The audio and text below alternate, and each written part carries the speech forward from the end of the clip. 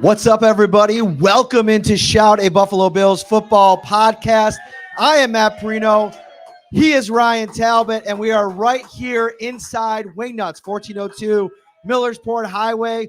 Ryan, what are these delicious new wings that Ed and Alicia have cooked up for us? Ooh, they have like a maple bourbon to them. Yeah, I'm looking forward to digging into those here pretty soon. The wings are so delicious. The beers on tap are flowing. We got a lot to talk about because don't look now, Ryan, but we are a week away from the start of the Buffalo Bills 2024 campaign. We have a ton to get into tonight. Everything that Ryan and I have learned over the past 3 months as the Bills have built their way towards the regular season. We're going to dive into all of that tonight, but we got to start with Mr. Josh Allen because it's been a very interesting week for Josh Allen. An article came out from ESPN where 103 NFL players were anonymously polled, and they asked them who is the most overrated quarterback in the NFL. 11 players voted for Josh Allen, former runner-up for the MVP, one of the best quarterbacks in the NFL. What do you think? Yeah, I think that's pretty wild, Matt. And our friend Marcel kind of promised it was not Miami Dolphins players. So I'm wondering how many Jets and Patriots players were polled. And it's interesting. I mean, that's such a small sample size when you look at this league. But it does seem like maybe some jealousy involved. You look at Josh Allen, and he is one of the sole reasons this team has gone toe-to-toe with the Kansas City Chiefs in the playoffs.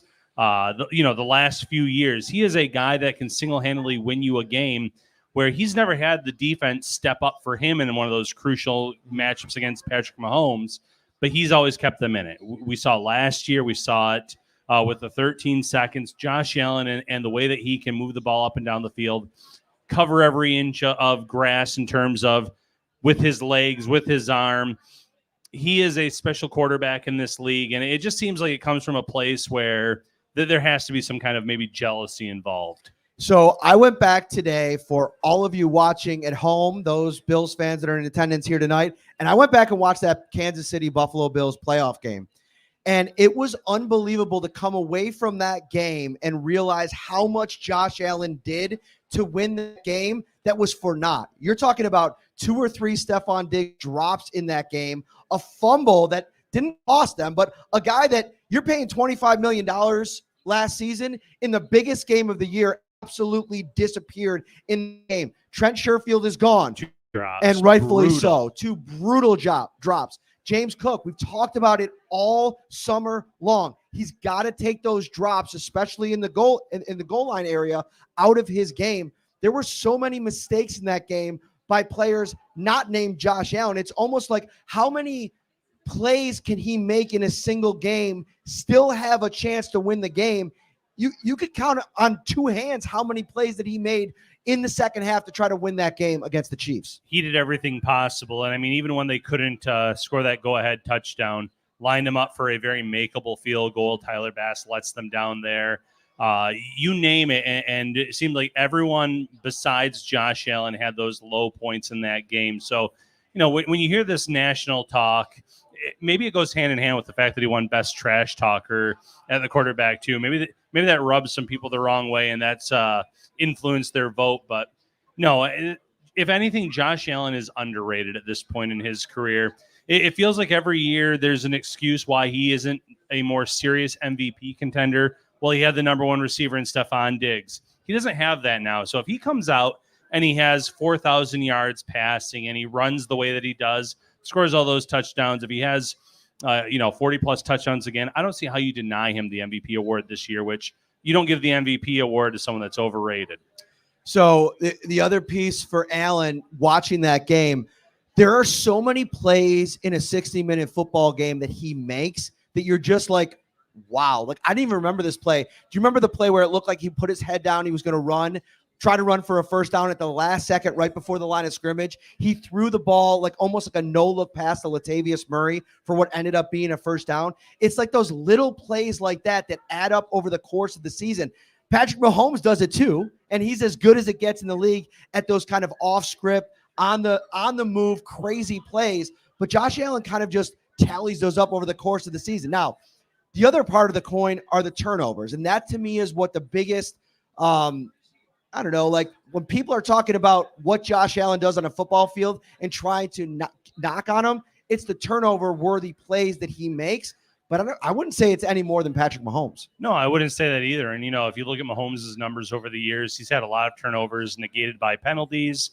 He's had a little bit better luck in that regard where, Josh Allen, they don't seem to come in crunch time, Matt. It's not like that final drive where you need to have it, that he's throwing bad interceptions or he's turning the ball over. It was happening at different spots in the game, and that's a completely different matter. So, but overall, like you said, it's not like he's a risk to turn it over any more than a guy like Patrick Mahomes or these other top-tier quarterbacks in the league. It feels like an inflated stat I've seen some people put out there in terms of the turnover-worthy plays, where he ranks with the guys like Patrick Mahomes, but Peyton Manning over his career, Tom Brady. It's not much different. We're here at Wingnuts, 1402 Millersport Highway, Amherst, New York, right off the thruway over here on Millersport. What's the cross street here? Flint. You're staying at like a multitude of hotels here every time that we come into town. What's your favorite? Ooh, I do like the DoubleTree a little bit. Those fresh cookies that you get when you check in, they are pretty legit. So that's one. Staying at Salvatore's next weekend, though, for the week 1 game. We're coming up the night before, so looking forward to that. You're staying at Salvatore's? Yeah. Whoa. Found a good rate. Found a really good rate. Is it like you just had your anniversary, right? No, it's been a little while. How long? Late July or mid-July. All right, so it's kind of like an anniversary kind of like weekend in Buffalo. Salvatore's is a big deal. Yeah, I like that. Really nice rate that we found there, so can't complain. All right, so I want to get into a couple of different talking points that we wanted to hit on here tonight. But before we go any further, the Bills made some big news over the course of the last couple of days. One of the biggest thing that fans ask me is like Micah Hyde. When are the Bills going to bring back Micah Hyde? There's been so many injuries at the safety position. Cole Bishop, Mike Edwards, DeMar Hamlin over the last couple of days of training camp. The Bills made an interesting addition to their practice squad the last couple of days. The Minnesota Vikings finally cut former first-round pick in 2022, Lewis Cine. He's going to enter the mix here. Really interesting addition. Ran a 4.37 40-yard dash at the combine a couple years ago. Had an unbelievably crazy broken leg in his rookie season that kind of derailed his career a little bit. But to me, this was always going to be the August, September move. Like a guy that you could bring onto the practice squad, somebody that you try to develop as you get other safeties on the roster healthy. If Micah Hyde is to come back to this team, and I think we can have a conversation whether or not he should, because another kind of takeaway from that Kansas City Chiefs game, love me some Micah Hyde and Jordan Poyer. At the end there, it was a struggle, especially in the run game, and especially, in December and January when you need guys to be physical in the run game. I just didn't think that Jordan Poyer and Micah Hyde had that in their bag anymore at this stage of their career. That's what you're hoping that Taylor Rapp can give you, and eventually maybe Lewis Cine. Lewis Cine coming out from Georgia, physicality was one of the attributes that a lot of people liked about him. The way that you could use him at safety, very similar to almost like Jordan Poyer, how you could line him up in different spots and he would deliver. And, what was really interesting about this move, you mentioned it, compound fracture as a rookie, special teams play. You hated to see it. 3 games as a rookie. Comes back, though, in terms of health-wise, plays 7 games his second season, doesn't start any games in that year. If you're not playing, if you're not starting, you get replaced. And in time, the Vikings replaced him. They replaced the depth there. But for the Bills, it's a really nice fit. Jamil Adai, their cornerbacks coach, coached him at Georgia, very familiar with his game, his strengths, and what he can do. But the Bills are no strangers to him either, Matt. In 2022, the Bills spent one of their top 30 visits on Lewis Cine. They brought him in. And, we've had Brandon Beane talk about this before. Sometimes you bring players in where you don't necessarily need the player because at that time you had Jordan Poyer, you had Micah Hyde, but you kind of build up a folder on them in terms of here's what this player can do. Eventually they're going to hit free agency. Maybe we revisit it then. And, sure enough, 2 years after that injury, he hits the market. The Bills are able to sway him from signing with the Jets, and he comes to Buffalo's practice squad. Yeah, it's a really interesting addition. And some of the people the biggest concerns that I hear from fans about this defense is on that back end. I mean, you're replacing guys that knew the scheme all those years, but I do think that against the run specifically, when it matters in December and January, you need guys that can really thump. I think that's what they like about Edwards. It's definitely what they like about Taylor Rapp in the run game. Man, how good was Rasul Douglas in that game? Like you forget about it because he had so many plays in the passing game, but he was really good against the run. They didn't have Christian Benford in that game against the Chiefs. They didn't have Terrell Bernard in that game. Matt Milano, I know he's going to be out probably a couple months here as he works his way back, but maybe he gets back at the end of the season. I'm still very bullish on what this defense can be, and I'm right there with Brian Baldinger. I thought on the rewatch, Von Miller was one of the best players on the field defensively. It didn't add up to sacks, but he was in the backfield. He was making things hard on Patrick Mahomes. I think he had a tackle for a loss on Isaiah Pacheco. Those are big-time plays. If Von Miller can be anything close to what he was a couple years ago, you got something really cooking on this defense, especially with the emerging Greg Rousseau. That's just it. You took the words out of my mouth. Greg Rousseau this summer was a force. He was making plays. We know how good he is in terms of run defense, but in terms of being a pass rusher, this was by far the best I've seen in terms of Greg Rousseau getting by the offensive tackles. It didn't matter who it was, first team, second team. He showed off that arsenal. He has the strength. He has the more bend than you would think for a guy that's about 6 feet 7 inches tall. So I feel like he has that breakout potential that we saw from Ed Oliver last year at defensive tackle. If you get that, if you get Von Miller looking more like the old Von Miller, right there alone, you're really happy with what you have. But don't forget AJ Epinesa, pre-rib injury against the Chiefs in the regular season, best season of his career, 13 passes defensed, 6.5 sacks getting after the quarterback. You like Dwayne Smoot. We saw how much the Bills respected him from day one of training camp and how he got mixed in with that first team. Javon Solomon, you hope, can be that pass rush specialist as a rookie. I like what they've done with that room in terms of the upside of the potential of what they could do come playoff time. It is Saturday night. We are exactly 8 days away from the start of the Buffalo Bills 2024 season. Ryan and I are going to be putting out our season preview edition on Monday morning over at New York Upstate and Syracuse.com. Our season predictions. Now, we did this, I think at Wingnuts, we did this 2 months ago, and both of us landed at 12 wins. I've changed a little bit. I moved off that number of 12 and probably in the wrong direction for Bills fans. We're going to bring up a couple Bills fans in a few minutes.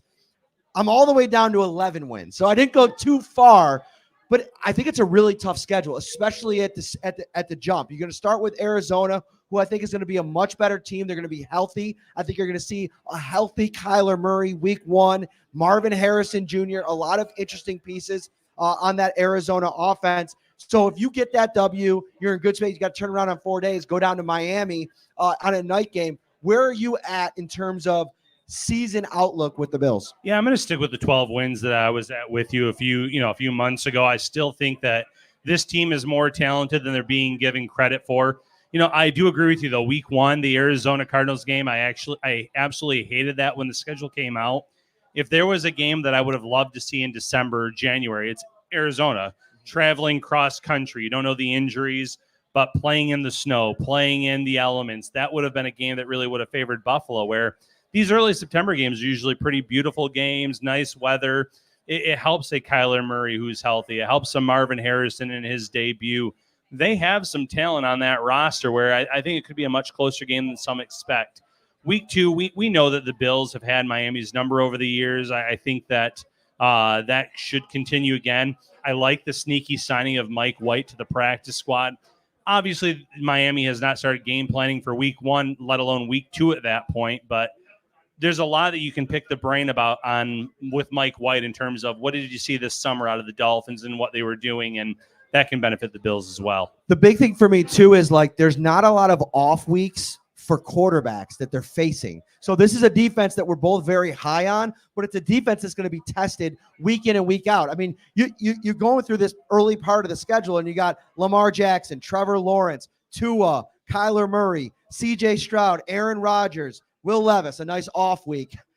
Potentially. But we'll see if he makes a jump. Yeah, we'll see if he takes a jump. Then you have Geno Smith there coming on the road in Seattle is no off week. Tua, Anthony Richardson, we'll see what he ends up being. Then it's Pat Mahomes, it's Brock Purdy, Matthew Stafford, Jared Goff, couple of Patriots games at the end of the season, which I think, depending on how the early part of the season goes, that's going to be really important at the end of the season to get a couple of maybe gimme games. We'll see if Drake May's in the lineup there. I know we got a Patriots fan in the house here. He's looking at me over there like, gimme games? What are we talking about?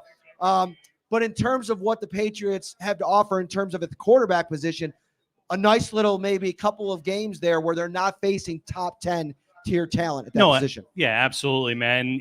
I do think that at least to start the year, New England's doing the right thing, putting Jacoby Brissett at quarterback. That offensive line right now is a mess. If they mesh throughout the year and gel, then maybe you throw a Drake May into the picture, and maybe that's who the Bills face. You feel good generally about a rookie quarterback, though, based on what Sean McDermott has done over the years. I know it's Bobby Babich calling the plays, but you know that McDermott's going to have a real thumbprint in terms of the week-to-week game plans. All right, so next up, if you're here in the house, if you want to come up and join, we are going to have a fan segment at the end of the show. We got a couple more topics that we want to hit on, but before we go any further, let's bring up Ed and Alicia, the OGs of Wingnuts, the creators of all this deliciousness. Let's get them up here so we can say hello. How are you, my friend? Good to see you. Good to see you. It's good to see you too. How you been? Good, good. As usual, I'd like to thank God for what Wingnuts has become, and thank all of you people out there, especially our crew. Go Wingnuts! All right. Go Wingnuts. I will say go Wingnuts. Yeah. That's awesome. So this story happened when we were at the Knights of Columbus. We had 5 undercover narcotics agents walk in, and they sat at a table and ordered 4 large fries and 100 wings. Ooh. And Alicia and I, for 5 of them. For 5, okay. And Alicia and I, we were trying to talk them out of it. We're like, guys, it's way too much food. You're never going to finish. But they insisted, so we brought them the food. They were decent-sized guys. Yeah, they were big boys. Yeah, they were big boys. All right. And so we brought the food out. They ate what they could, and they didn't even come close to finishing. So they all had takeout boxes to take with them. And as they were walking out the door, one of the cops put his hand on his stomach and said, I hope I don't have to chase anyone tonight. Dude, I'm telling you right now, that's crazy. How many would you say, like, the most wings one of those guys ate, would you say? Oh, I don't know, but 15? I'll give you a measuring stick. Alicia and I, a long time ago, weighed 6 of our wings before cooking. 6 Wingnuts wings is 1.5 pounds of chicken. Dude. I get 10 wings almost every time that I come here. I never finish all 10, ever. And I have to take a couple home with me. They're just massive. Yeah. That was our goal when we started this in 2005. All right, Alicia, I'm going to put you on the spot here. Okay. Buffalo Bills. I've heard a couple of differing opinions as I've floated around Wingnuts today. Some people are bullish. Some people are excited. Some people are a little bit nervous. Where are you at? How many wins for the Bills this season? They're going all the way. They're going all the way? Yep. All right, Yep. So what do you think? 17 games, how many wins? I'd say 16. 16 wins. Yeah. 16-1. I have confidence in our boys. All right. And they still have Josh Allen. That's what I keep telling everybody. A lot of new faces, a lot of new pieces, but in the end, number 17 still wears the blue and red. And we got Buffalo Joe. Buffalo Joe. I don't know how much you're going to see him unless there's injuries, but what a story. And just to have, we've been talking about this the last couple of weeks as we built up to the 53-man roster finalization. To have a guy like this, I don't think in all of my years covering this team, I think this is going to be my 7th season, there's ever been a tryout guy that's made the 53-man roster. It ends up being a Buffalo guy. Such a cool story. He was at the UB game on Thursday night, signing autographs for kids. It was a super cool moment. That is awesome. Earlier when I was telling you about what I watch on TV and then I'd rather watch you, it was the Josh Allen underrated thing. Yeah. It just made me disgusted. Yeah. You know. Well, everybody's got an axe to grind. Everybody's got like a little bit of an opinion on Josh Allen going back to when he was drafted. He was one of the most polarizing draft prospects in maybe NFL history. You know, everybody thought he was going to be this big flop, and he's kind of made a lot of people look kind of stupid. So I think when you have that kind of thought process on him, to be able to change fully over the years, some people haven't been able to come around because not even just the fans or the players, executives in the league are still saying this kind of stuff. And I am just so grateful he's on our team. Yes. I really am. So, all right, give it up for Ed and Alicia, everybody. Go Wingnuts! Go Wingnuts! All right, Ryan, let's get you back in here. Where do you want to go next, my friend? Yeah, we talked about a wide variety of topics tonight. I'm going to flip it over to the other side of the ball, though. One of my biggest concerns after this summer, in your opinion, let's talk defensive tackle. Do you feel like the depth going into this season is any better than 1 year ago? You brought this up before the show, and I think it's a really great question. And the more I got to thinking about it, the more concerns I have because they're 4 deep right now. They kept 5 defensive tackles last year. Part of the reason I think that they're keeping 4 is because of the confidence level they have for an ascending rookie in Dwayne Carter. And to me, he's the most important piece of that secondary unit, whether you're talking about edge rusher or defensive tackle. Dwayne Carter is a 3rd-round draft pick. He's going to play behind Ed Oliver. He can play a little 1-tech. He can play a little 3-tech. He's got to be really good. In a lot of ways, it feels like Austin Johnson is the 4th guy. Now, I'm going to hold off a little bit in what I thought about him from the preseason because I think we haven't seen enough, like a large enough body of work. Daquan Jones is very high on the player, and he's a guy that has fit into this defense almost seamlessly. But if you go back and watch Austin Johnson the last couple of years, he isn't a guy that you're breaking the bank to sign in free agency. So you're right. If Johnson or Daquan Jones or Ed Oliver get hurt, the depth on this team is a serious concern because you go back to last season, Tim Settle didn't cut it. Jordan Phillips didn't cut it. Whoever they kind of ran out there, Elianku, Brandon Bryan at times, it still could be a position where they get to the end of the season and they're asking themselves this question again, do we have enough depth? Yeah, it's funny. A few months ago, I would have said the cornerback depth was my biggest concern, and every question was pretty much answered this preseason, this summer at training camp with Kyrie Elam, with Jamarcus Ingram. I really love what they have there. I like what they have on the inside in terms of depth. You have Cam Lewis who can play there. But in terms of defensive tackle, I do have some major concerns. Austin Johnson flashed a few times in terms of run support, but I didn't see much in terms of a push. Getting after the passer where, you're not going to have an Ed Oliver all the time on this team. You're not going to always have a Daquan Jones who can be a great run defender, be great after going after the quarterback. But he didn't flash enough for me. And while I am very high on Dwayne Carter, I do have some question marks about the depth here. It does feel a little bit like last year where Tim Settle didn't meet expectations. Jordan Phillips was a shell of his former self. And I'm hoping one of them can step up. Obviously, on the practice squad, they did bring back Elianku again. They have Branson Dean, a little bit of an undersized defensive tackle, but they have some options there. Within the season, you can always sign players as well, but definitely maybe my biggest area of concern on the defensive side of the ball.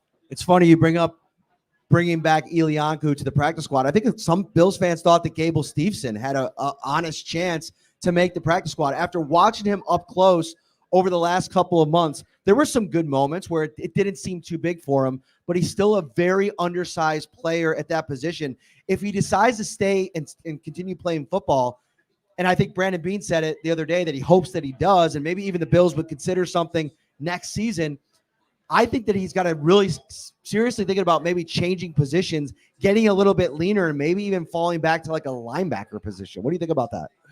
I think that would make a lot of sense because for every Aaron Donald, there's a lot of guys that are undersized that don't make an impact in this league.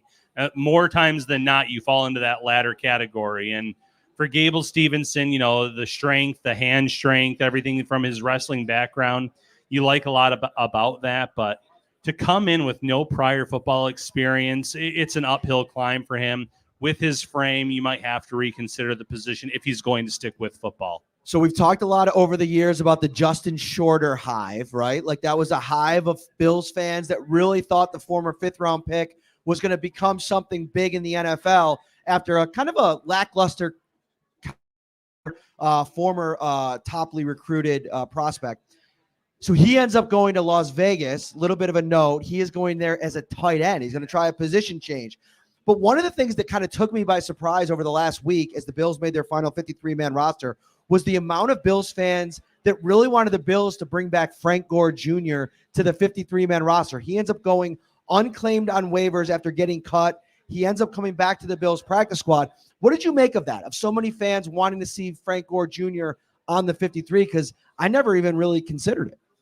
This is not a knock on Bills fans. I feel like the last moments that you have of a player stick in your memory when it comes to making this roster. And Gore rushing for over 100 yards in the preseason finale. You look, you see the burst. You see that his undersized frame almost worked to his advantage at times where he almost was able to hide in a way behind the offensive line and wait for his moment and kind of cut through the hole. But it never made sense for the 53. And here's the biggest reason why, Matt. Less than one handful of snaps this preseason, Frank Gore was on the field as a pass blocker. He's an undersized player. They had a lot of questions probably about him as a pass blocker, protecting the quarterback. That is not a strength of his right now. And if you want to play in this league on a 53-man roster, you have to check those boxes. If you look at Buffalo's 1 through 3, James Cook, he can block. It's not the greatest strength of his, but he can do it. Ray Davis was great at that out of the gate as a rookie. Ty Johnson can do it as well. The Bills played to Frank Gore Jr.'s strength this preseason. They didn't ask him to be a blocker. Had they have done that, I think there may have been a much different evaluation from this fan base. So love his game. Love how he did this preseason. Glad that he's on the practice squad, but he has to bulk up a little bit this year on the practice squad and work on becoming a solid blocker when you need to keep the running back to protect the quarterback. Something that I didn't really think about going into the season when assessing this potential Buffalo Bills running game. If you go back to the playoffs last year, they were leaning on James Cook as that lead back, but Ty Johnson and Latavius Murray got a ton of work also. And if you go back to Joe Brady's, the early part of his coaching career with the New Orleans Saints, Sean Payton always ran a deep roster at running back. Mark Ingram was there, Alvin Kamara. I think they had a couple other backs that came along over the course of those couple of years that they leaned on in kind of like a group approach. I think the Bills are going to do that again, and I think that's part of the reason they were so good running the ball down the stretch last season. I think it's going to really frustrate fantasy fans because from a week-to-week basis, I think you're going to see some weeks where James Cook gets the lion's share of the work, is a factor in the run game and the passing game, but there's going to be some weeks when Ty Johnson really eats into that. Ray Davis, they drafted him for a reason. I think the Bills are going to have a lot of different opportunities. I think they're going to be a really tough running team once again in 2024. We've talked for multiple years about the way that they rotate their defensive linemen. It's going to be that way with the running backs. I completely agree with you. I think that James Cook is still a solid fantasy option because he could go over 100 total yards each week as a receiver and rusher. But when you get down to the end zone, if he drops a ball, you have Ray Davis who can come in and step right into that role. Probably a better option in terms of if you want to run the ball between the tackles, a little bit more to his frame and size. So there's going to be some touchdowns that get poached from James Cook. When it comes to Ty Johnson, he proved last year when he came in, elevated and signed to that main roster, he can run between the tackles. He can go outside the tackles. He can catch the ball. He can block. He checks every box. So, late in a game where it's important to have someone who's fresh, I think that's going to benefit the Bills that they have three guys that they can rotate through at running back. We're closing in on 1,000 people watching right now live across every platform. If you're watching on YouTube, hit that like button, subscribe to the channel as well. We really appreciate it. We're out here at Wingnuts, 1402 Millersport Highway, live show every single month, and this is our favorite time of the year, Ryan. We have a bunch of favorite times of the year. Let's be honest. I say this about almost every different iteration of the season. I love training camp. I love draft season. I love regular season. I love the playoffs. But this is where we really get to grinding over the course of the regular season. These live shows at Wingnuts over the course of the next couple of months, they're awesome. It's the best because, you have Bills fans that are the diehards. We have our loyal supporters that are here almost every week. But then you also have the people that are in town for Bills games, and they make their way. They say, we always wanted to catch a live show. So the atmosphere now that the regular season is upon us is, my favorite time of year as well for these live shows. So we got to cover one more topic before we get to anybody who wants to come up here today. I see a couple people kind of like when I mentioned that earlier in the show, their head perked up a little bit. If you want to come in, drop a hot take, have a little conversation, feel free to do so. But let's hit on Mike White really quick before we do that, because I think there's so many Bills fans that are starving for anything but Mitchell Trubisky as the backup quarterback for this team. And I've talked a lot about it. Like, when you got to check down Charlie as your backup to Josh Allen, it's almost like an identity crisis, right? Like if Josh Allen gets hurt and leaves the game, to throw Mitchell Trubisky out there is almost like the complete antithesis of what the Bills want to be on offense at the quarterback position. Mike White, hearing Brandon Beane talk about him this week, they've had their eyes on him for a couple of years. They went back to that game when Matt Milano almost destroyed him, and the way that he kind of toughed it out and still stayed in that game.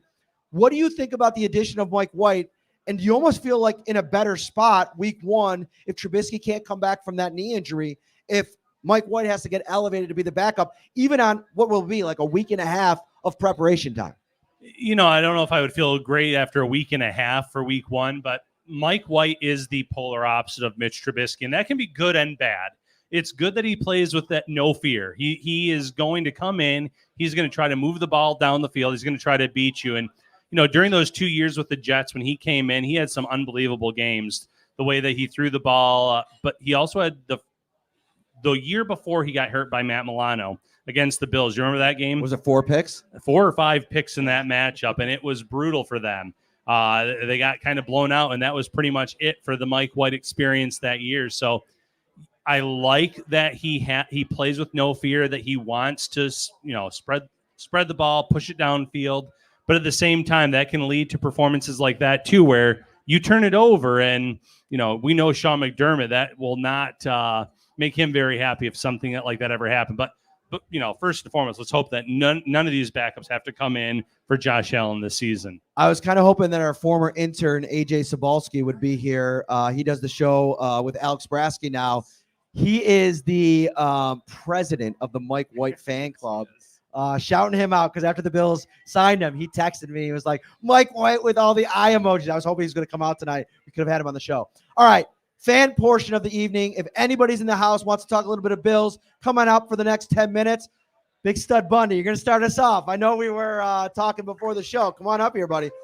So this is one of the top-tier wing-eating Bills fans in all of Western New York, really the United States of America. How are you, my friend? I'm doing good, Matt. Good to see you. It's great to see you. We were talking a little bit before we started. You got the Bills at 14 wins. Yeah, I think Josh Allen being fully healthy this year, there's no stopping him. My only concerns is the chemistry with Connor McGovern going to be good without Mitch Morse there, and Tyler Bass, maybe if he doesn't get his accuracy fixed.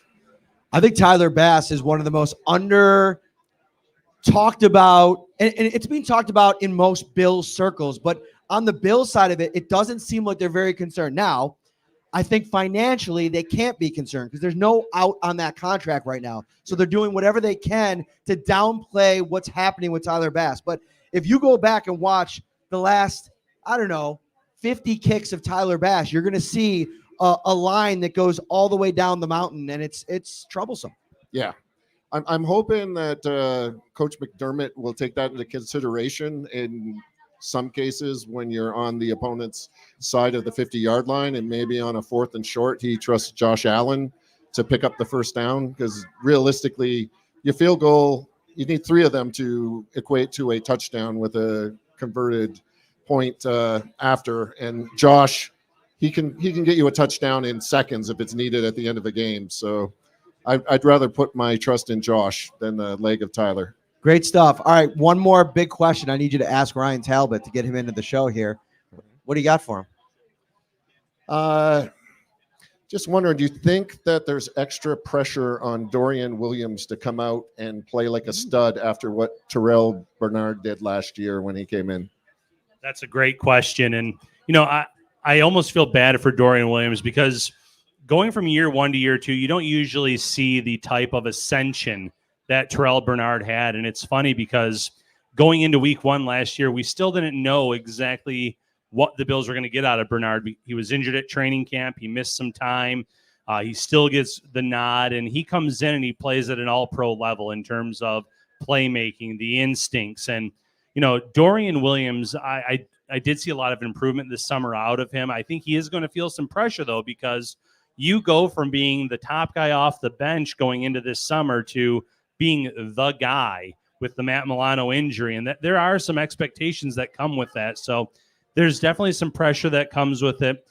The knowledge of the playbook, though, having a full year to absorb it, leads me to believe that he's going to be a much better player than what we saw 1 year ago. The thing with Dorian Williams that's interesting for me is that I think he has a little bit less pressure than Bernard did, because if you remember when Bernard went in, we didn't really know that Tyrell Dotson was going to be the player that he turned out to be last season. There's a lot of question marks about the depth. I think there's a couple interesting options if Dorian Williams doesn't figure it out. Edufon Ulofoshio, the more I've dug on this guy, the more I've liked about his game. I think he almost in a lot of ways projects better in that role. I think Dorian Williams is a little bit like play with your hair on fire, like the Balin Spector model, where you go out there and you just try to lay the boom in some of those 3 linebacker spots. And I know the Bills don't play that kind of defense very often, but I think there's less pressure on Williams only because I think that there's better depth. A guy like Nicholas Morrow on the roster who didn't play or who had to play a ton for the Eagles last year, there's a lot to like about this linebacker room. And listen, I know I talked about we're probably not going to see Buffalo Joe Andreessen for a while, but if he ends up back out on the field for some reason, I think you like what he did in that Pittsburgh game. Sure. When he was playing with the starters, he played with a lot of confidence, grit against the run. You know, the coverage is the biggest area that he has to improve upon, but that's no surprise for a rookie to come in and struggle in terms of coverage. But he does have a lot of athleticism. That's one thing the Bills covet. If you look at the relative athletic score of these linebackers over the years, Terrell Bernard, Dorian Williams, they're all on this 9 out of 10 scale. They're at least in that 9 range. So they love the athleticism these players have.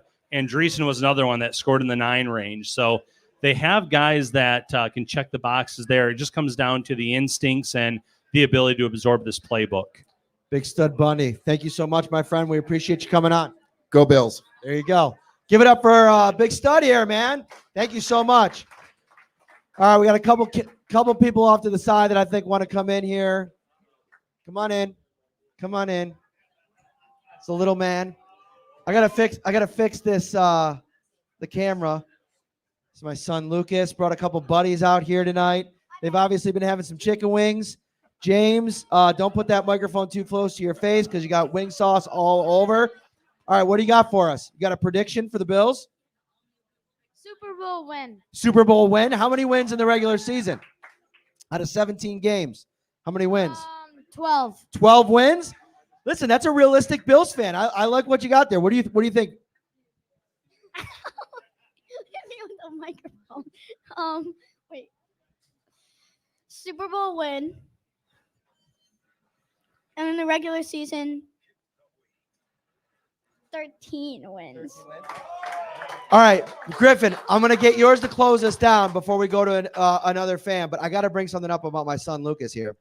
So we were driving in the car the other day, big Bills fan, grown up in Buffalo.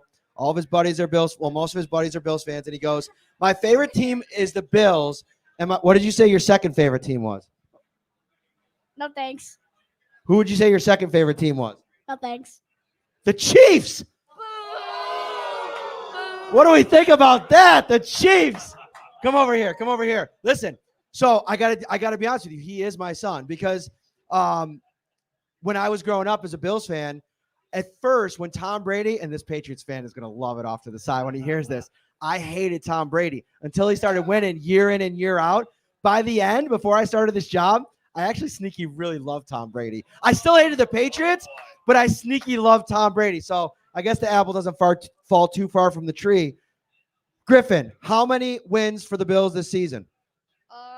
16. 16-1? 16-1? And what about the Super Bowl? Overtime. Overtime, they're going to win it? Yeah. All right, there you go. You heard it. 3 for 3 with the Super Bowl picks. Thanks, boys. Go get a napkin. Want to come on? Yeah, come on in. You look familiar. You look familiar, and I remember. Did you have somebody with you last time? Yes, I did. Who was it? Jill. Jill. Okay. Yes. How are you? I'm good. How are you? I am great. I'm great. Introduce yourself to everybody. What your name is? I'm Gary. Gary's B. in the house. Yep. See, you do remember. I know. And you told me you were coming. I remember. Yep. I had to send a text message because you're not in the same place now. I know. Right? I know. Can I say it? The name? Yeah, go ahead. Froth, right? Yeah, we were at Froth. Yeah. We were there for a How while. far is Froth from here? So it's about, I want to say like a 15-minute drive. You got to eat that microphone, by the way, Gary. Oh. Yeah, there you go. There yeah, you go. Yeah. It's Well, okay. You know, stage fright. It's okay. Don't be nervous. You are amongst You are amongst friends here right. at Wingnuts That's right. and You everybody guys- watching at you home. guys- By the way, Gary, it's only 1,000 people watching. Don't worry. that's Don't worry. nothing. That's like church doing it. Doing a reading at church. There There's you about go. 1,000 people Exactly. say, yeah. But you're doing great. So, what do you got? What do you think? For the season this season, Yeah. Whatever's on your Um, mind. I'm thinking that they're going to be a lot better than people think. Okay. I'm thinking like 13-4. Okay. Am I crazy? No, I don't think you're crazy. I mean, I do think that there's been a lot of concerns about the offense, right? Mhm.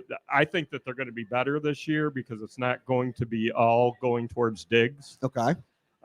What's your opinion? I love what you just said there because to me, they had to trim some fat from last season, right? Right. And right. I just thought that Stephon Diggs wasn't very good down the stretch of last season. I mean, when you put his numbers next to Khalil Shakir, I mean, we've all seen that graphic that's gone around on social media. I think it's like 82 targets for Diggs, 420 receiving yards, 38 targets for Khalil Shakir, and 460 receiving yards. When you have that kind of target share and you're not producing the kind of numbers that he's produced over the last couple of seasons, it's time to flip the script a little bit. And now they can feature Shakir, Dalton Kincaid. They built some other pieces around in this offense. So I like where your head's. I think you're on the right track. I do think the defense is going to be good too. Mhm. I really do. My sister's over there too. If you want to see her waving. Oh, there. I My see her. sister, What's her Patty. name? Patty. Hi, Patty. How are you? Good. Yep, she's a huge Bills fan. Okay. You brought her out tonight to watch the show? I dragged her out. She was reluctant. She was Okay. like, "Why are we going all the way to Buffalo? From Perry, right?" Okay, yeah, it's a bit of a drive. It's a little bit of a drive, and I was like, "Well, the wings are great, the pizza's good, and you're gonna love these guys." So I was hoping you'd come over and have a drink with us after the show. Definitely. Yeah, Definitely. We're yeah. hanging out all night. Here Yeah, we go. you got to. Let's give it up for Gary in the house. Great to see you. Great to Thanks see for you, coming too. out, buddy. We appreciate it. Thanks for inviting me out. Yeah. All right. Mark's next up. I see him waiting in the wings. And actually, funny story. So I was talking to Mark before the show, and he said the first time that you brought me on was the time that the microphones weren't working. And so I was like, I had to apologize to you. I'm sorry about that, buddy. So it is it working now? It's working now. You just got to it's eat it. working now. You got to I know. eat that You gotta eat it. microphone. I know. All right. So you have So- not strayed off of your pick. We asked you a couple months ago, and you said 14 wins. That was at Dorados. And You're I'm still there. sticking with 14-3. 14-3. Who are the losses? One loss is with the Ravens. Ravens, It's, okay. It's in Baltimore. I think we lose to the Jets one time because Jets sometimes seem to have our number. That'll be in the Meadowlands. Okay. And I think when San Francisco comes, I think we lose to San Francisco. Okay. I think those are the three losses. We're going to beat the Chiefs in the regular season. We always do. And we will beat the Chiefs in the playoffs. Okay. And if everybody says we're going to beat the Chiefs in the playoffs, give me a hell yeah. There we go. That was pretty good. You're getting the crowd started out here, Mark. So I like it. So look here, little Mahomie.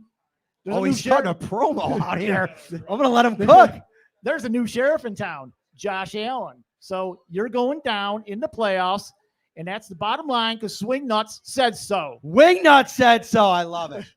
Great stuff, Mark. We appreciate you, So, brother. Once again, go Bills. There you go, buddy. Thank you so much. Give it up for Mark. All right, Ryan. We're going to wrap this thing up and start doing our rounds, talk a little Bills with everybody that came out here tonight. Final word. I'm going to give it to you, my friend. Yeah, final word. A lot of these predictions I don't think are far-fetched because talking at the bar pre-show, I think that Joe Brady having his offense coming in, being able to establish what he wants to do is going to really help this team. When he came in as the interim OC last year, the one thing I thought he did a great job of was giving Josh Allen some layups, easier throws, moving the chains. Ken Dorsey, I thought, had a good offensive mind, but the biggest knock against him for me was he couldn't think one play ahead in terms of if the second down play doesn't work, I'm still running the same third down play no matter what. Where Joe Brady kind of has a play in mind where if we get 5 yards, we're going to do this. If we get 2 yards, we're going to do this. He thinks ahead. He has those players in mind or the plays in mind. He has a lot of guys that he likes on this offense. Khalil Shakir, Dalton Kincaid from last year. Bring in Curtis Samuel, who had great success with him in previous years in Carolina. I really do think this offense is going to be a lot better than what you expect. And it goes back to something I said as a previous prediction. I think this is the Josh Allen MVP season. Big stuff from Ryan Talbot. Make sure you get out to Wingnuts anytime. It's football season. It's college football on every TV in this place. All of the wings are delicious. They got tons of beers on tap. Thank you for hosting us once again here at Wingnuts. We will be back next week. Bills game week. We're finally there. For Ryan Talbot, I'm Matt Parrino. See you then. Take care, everybody.